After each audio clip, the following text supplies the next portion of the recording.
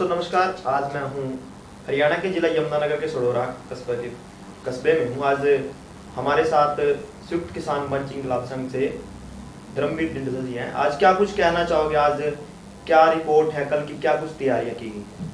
देखिए, आज हमारे जो यमुनानगर में संगठन का काम देख रहे साथी किरणपाल ठस्का जी हैं, उनके साथ मिलकर आज हमने यमुनानगर में जो कल 12 जून की किसान पंचायत है उसका निमंत्रण विभिन्न गांवों में दिया है और किसान साथियों से अपील की है कि ये किसान के अस्तित्व की लड़ाई है। हरियाणा सरकार ने तुगलकशाही फरमानों के माध्यम से न केवल सूरजमुखी की खरीद को बंद करने का, जो सरकारी खरीद किसानों की होनी चाहिए थी उसको बंद करने का काम किया, बल्कि सीधे तौर पर किसानों के ऊपर गलत और नाजायज तरीके से पर्चे दर्ज कराए गए, हत्या के प्रयास के, किसानों के ऊपर लाठियां भांजी गई। इन शर्मनाक स्थितियों में हरियाणा प्रदेश के किसानों को एकजुट होकर हरियाणा सरकार को ये बताना है कि हरियाणा प्रदेश के किसान को अकेला न समझे, उसको सीधे तौर पर जो उसका हक है वो सरकार को देना पड़ेगा।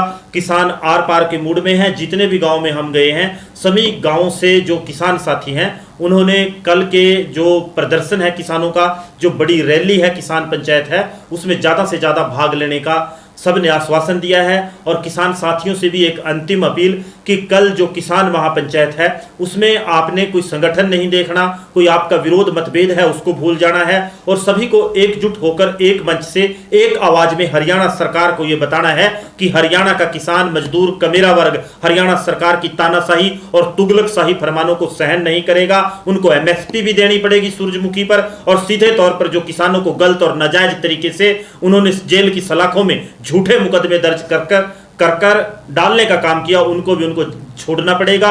और जो सीधे तौर पर किसानों की सभी मांगे हैं वो सरकार को माननी पड़ेगी। जी, जैसे कि बताया जा रहा है सूत्रों के मुताबिक कि पिपली अनाज मंडी के चारों तरफ बैरिकेडिंग कर दी है, इसको लेकर आप क्या कुछ करेंगे?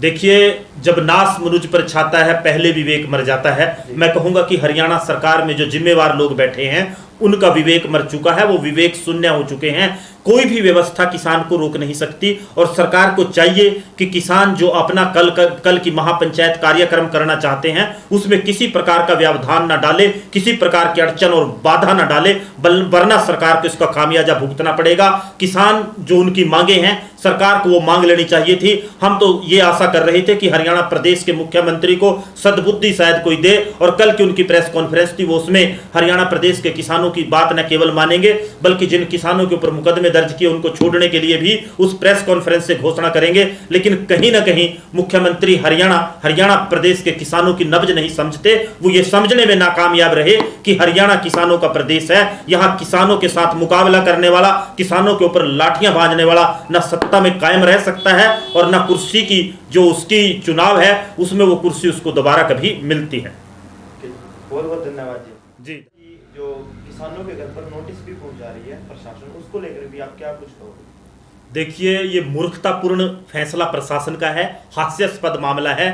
किसानों को नोटिस भेजकर कहा जा रहा है कि आप कल अगर पीपली रैली में जाओगे तो उससे मार्ग अवरुद्ध होगा, लोगों को परेशानी होगी, आप ना जाएं। अरे मूर्खतापूर्ण प्रशासन, सरकार और व्यवस्था ये समझती क्यों नहीं कि इस प्रदेश की सड़क को, इस प्रदेश के रोड को इस्तेमाल करने का कानूनी संवैधानिक अधिकार किसानों के साथ साथ हर एक व्यक्ति को है। और अगर ऐसी व्यवस्था में सरकार नोटिस देकर किसानों को रोकने का काम करेगी या उनको डराने का काम करेगी तो ये सरकार को समझ लेना चाहिए कि हरियाणा प्रदेश का कमेरा किसान सरकार के इन फरमानों से, सरकार के इन कागजों से जो नोटिस के रूप में भेजे हैं, इनसे डरने वाला नहीं है। इनको फाड़कर कूड़ादान में फेंकने का काम हरियाणा प्रदेश का किसान करेगा और हर एक बाधा को लांघते हुए उसको वो बोनी साबित होगी। किसान पीपली रैली में ज्यादा से ज्यादा संख्या में प्रदेश भर से पहुंचेंगे।